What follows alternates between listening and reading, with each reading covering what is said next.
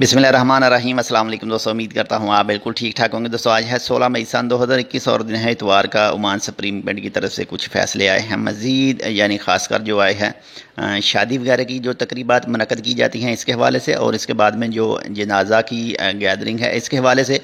तो supreme court की तरफ से कहा गया है कि ऐसी किसी भी गैदरिंग की अभी तक कोई इजाज़त नहीं है, तो ऐसी कोई भी गैदरिंग करने की कोशिश ना करें और ना ही इसमें शामिल हों, क्योंकि ये कानूनन तौर पर मना है, जुर्म है। अगर जो कोई भी ऐसा करेगा तो उसके ख़िलाफ़ कानूनी कार्रवाई वगैरह होगी।